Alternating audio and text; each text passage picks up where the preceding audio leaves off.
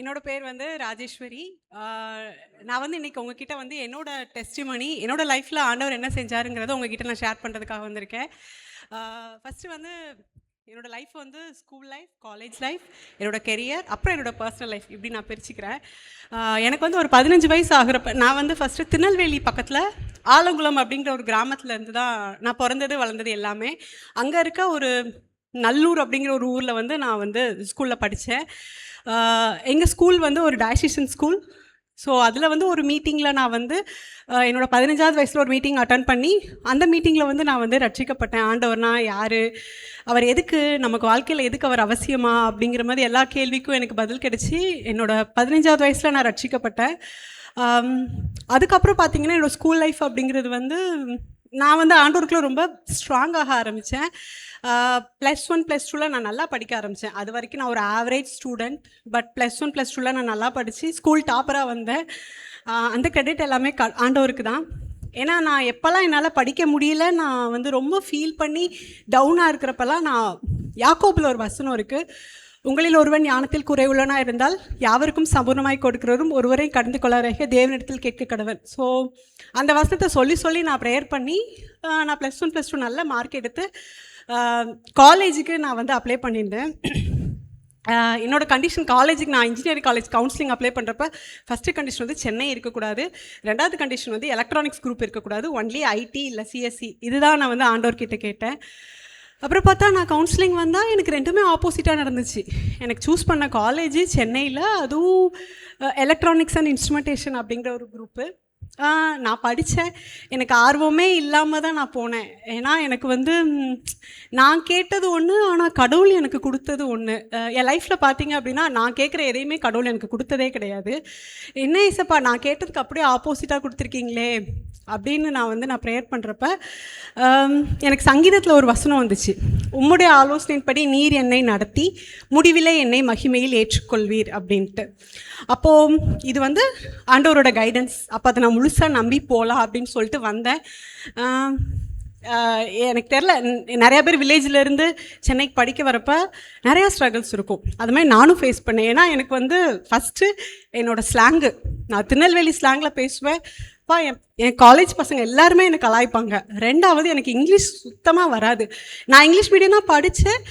But still என்னால் கண்டினியூஸாக ஒரு வேர்டு வந்து என்னால் பேசவே முடியாது. எனக்குள்ள அவ்வளோ பயம் இருக்கும், பதட்டம், ஸ்டேஜ் ஃபியர் எல்லாமே எனக்கு இருக்கும். அப்போது வந்து நான் வந்து இல்லை, இது ஆண்டவர் கொண்டு வந்திருக்காரு, நம்மளோட பெஸ்ட்டை கொடுக்கணும், நம்மளால் முடிஞ்சளவு நல்லா படிக்கணும் அப்படின்னு சொல்லி 4 இயர்ஸ் நான் நல்லா படித்தேன். டிஸ்டிங்ஷனில் பாஸ் ஆனேன், 77% எடுத்து டிகிரி வாங்கிட்டேன். ஸோ டிகிரி வாங்குறப்ப ஃபைனல் இயர் அப்போ தான் வந்து நாங்கள் வந்து எங்களுக்கு காலேஜில் வந்து கேம்பஸ் பிளேஸ்மெண்ட் வந்துச்சு. அப்போ பிளேஸ்மெண்ட் வர்றப்ப நான் ஃபஸ்ட்டு 2 கம்பெனி அட்டன் பண்ணேன். 2 கம்பெனிலாம் எனக்கு கிடைக்கல. 3வது கம்பெனி அதுவுமே எனக்கு கிடைக்கல. ஸோ நான் 4th கம்பெனி அட்டன் பண்ணுற போதுக்கு முன்னாடி நான் வந்து ரூமில் சும்மா இருந்தேன்.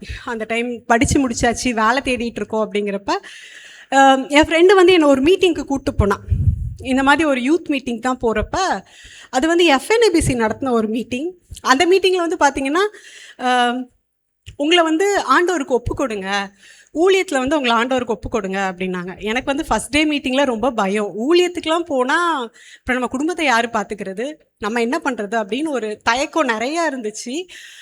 எனக்கு வந்து அந்த வேலை தேடுறப்ப எல்லாம் ஆண்டவர் வந்து ஒரு வசனத்தை தான் கொடுப்பாரு, முதலாவது தேவனுடைய ராஜ்யத்தையும் அவருடைய நீதியும் தேடுங்கள், அப்பொழுது இவைகள் எல்லாம் உங்களுக்கு கூட கொடுக்கப்படும் அப்படின்ட்டு. நான் டெய்லி காலையில் எந்திரிச்சோன்னே ப்ரேயர் பண்ணுறேன், பைபிள் வாசிக்கிறேன், நான் எல்லாமே பண்ணுறேன். ஏன் எனக்கு வேலை கிடைக்கல நான் யோசிச்சுட்டே இருக்கிறப்ப இந்த மீட்டிங்கில் ஃபைனல் மீட்டிங்கில் வந்து ஃபைனல் டே மீட்டிங் அன்றைக்கி வந்து நான் ஆண்டவர்கிட்ட வந்து என்னை ஒப்பு கொடுத்தேன். சரி ஏசப்பா, நான் ஊழியத்துக்கு தான் வரணும் அப்படின்னா நான் ஊழியத்துக்கு வரேன்.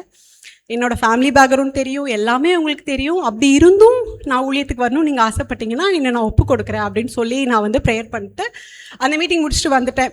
அது முடிச்சுட்டு வந்த 1 வீக்கில் எனக்கு இன்னொரு கேம்பஸ் வந்துச்சு.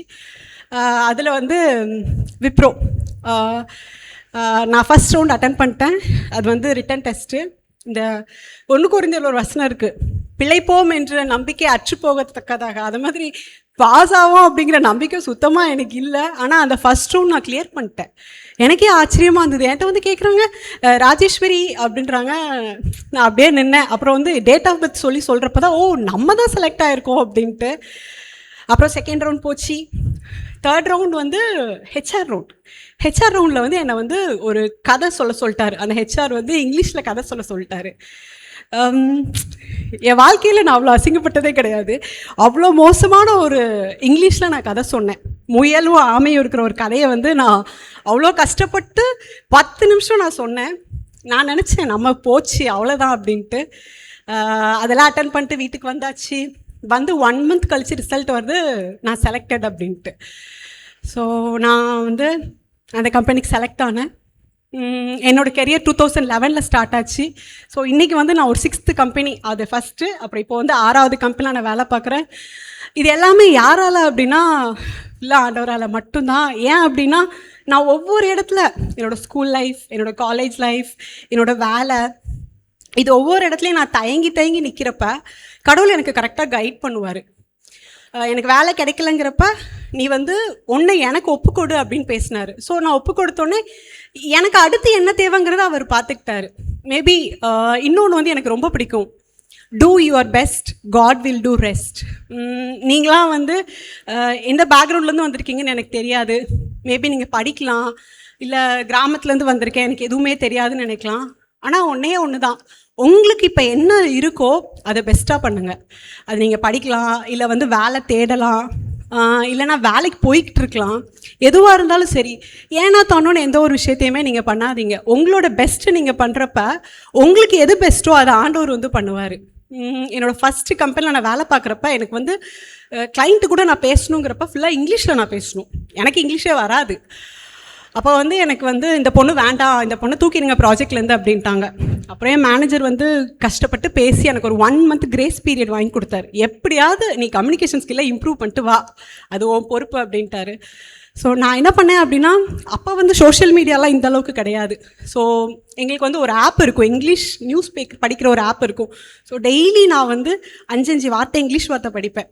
அது எவ்வளோ இதாக இருந்தாலும் சரி, கஷ்டமாக இருந்தாலும் அந்த வார்த்தையை படித்து அதோட அர்த்தத்தை புரிஞ்சு அன்னைக்கு நான் யார் கூட பேசினாலும் அந்த வார்த்தையை சொல்லி அந்த கான்வர்சேஷனே அப்படி தான் நான் ஸ்டார்ட் பண்ணுவேன்.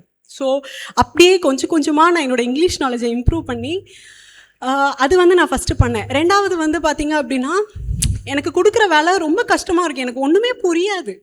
எனக்கு ரொம்ப அழுகையாக வரும். அந்த கம்பெனியில் போய் இருந்துக்கிட்டு அவங்களுக்கு தெரியும் எனக்கு தெரியாதுன்ட்டு, இருந்தாலும் என்னை ரொம்ப கஷ்டப்படுத்துவாங்க. அப்போ நான் வந்து பாத்ரூம்குள்ளே போய் அழுவேன்.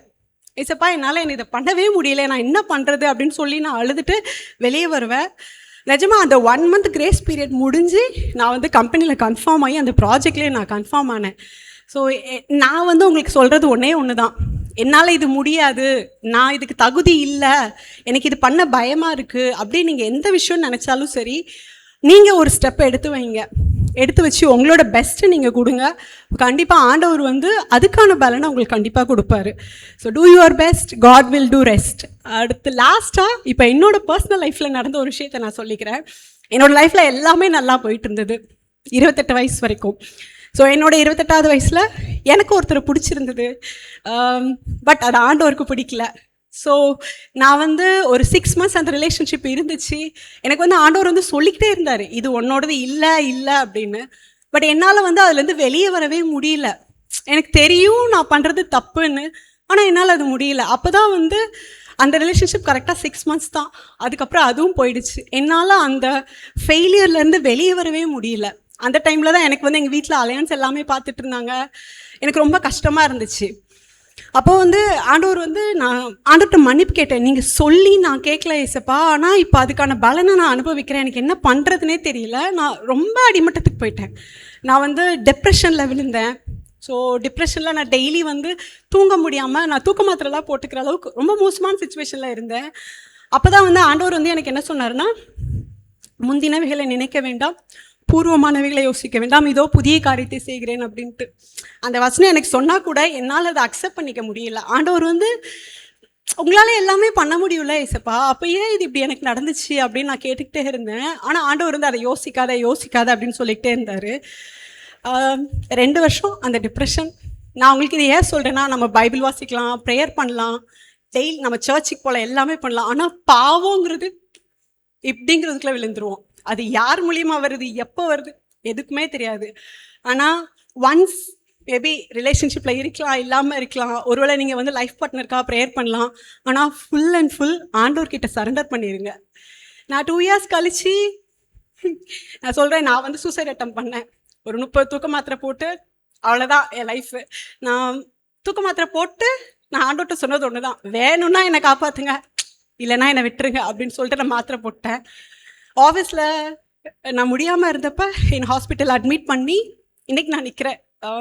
5 இயர்ஸ் ஆகுது. அதுக்கப்புறம் எனக்கு வந்து ஒரு நல்ல ஹஸ்பண்ட், என்னோடய பாஸ்ட் லைஃப்பை நான் சொல்லி என்னை அக்செப்ட் பண்ணிக்கிட்டு என் கூட இன்னைக்கு வரைக்கும் எனக்கு சப்போர்ட்டாக இருக்கிற ஒரு பார்ட்னர். இன்னொன்று என்ன அப்படின்னா, முக்கியமான விஷயம், நான் வந்து பார்ட்னருக்காக ப்ரேயர் பண்ணுறப்ப எனக்கு ஒவ்வொரு அலையன்ஸ் வரப்போ நான் ஒரு 2 கண்டிஷன் போடுவேன். ஃபஸ்ட்டு, நான் வந்து ப்ரேயர் பண்ணுவேன், பைபிள் வாசிப்பேன், சர்ச்சுக்கு போவேன். இதுக்கெல்லாம் உங்களுக்கு ஓகேனா ஓகே. 2வது, எங்கள் அம்மாவுக்கு நான் வந்து என்னோடய சேலரியை கொடுப்பேன். இந்த 2 கண்டிஷனுக்கு உங்களுக்கு ஓகேனா ஓகே, இல்லைனா வேண்டாம் அப்படின்னு. ஸோ இந்த 2 கண்டிஷனையும் அக்செப்ட் பண்ணிக்கிட்டு என்னை கல்யாணம் பண்ணவர் வந்து என்னோடய ஹஸ்பண்ட். இதில் வந்து எனக்கு என்ன அப்படின்னா, நான் வந்து ஆண்டவரை ஃபஸ்ட்டு வச்சேன். நான் வந்து ப்ரேயர் பண்ணுறதே, பைபிள் வாசிக்கிறதையும் யாருக்காகவும் நான் விட்டு கொடுக்க மாட்டேன். உங்களுக்கு வேணும்னா என்னை அக்செப்ட் பண்ணிக்கோங்க, வேண்டானா ஓகே அப்படின்னு அந்த ஒரு கண்டிஷனில் நான் ஸ்ட்ராங்காக இருந்ததுனால இன்றைக்கி என்னோடய லைஃப் வந்து பார்த்திங்கன்னா உண்மையிலே பிளஸ்ஸடாக இருக்குது. நான் சர்ச்சுக்கு போகிறது எங்கள் வீட்டில் இருக்க எல்லாருக்குமே தெரியும், என் ஹஸ்பண்ட், என் மாமியார் எல்லாருக்குமே தெரியும். நான் இங்கே வந்தது கூட இன்றைக்கி வந்து என் ஹஸ்பண்ட் தான் என்னை ட்ராப் பண்ணார். ஸோ உங்களோட லைஃப்பில் உங்களோட ஆசையை தள்ளி வச்சுட்டு ஆண்டவருக்கு நீங்கள் ப்ரையாரிட்டி கொடுங்களேன், எல்லாமே மாறும். ஸோ அதுக்கு வந்து என்னோடய லைஃப் ஒரு சாட்சி. Thank you. Thank you so much Raji அக்கா.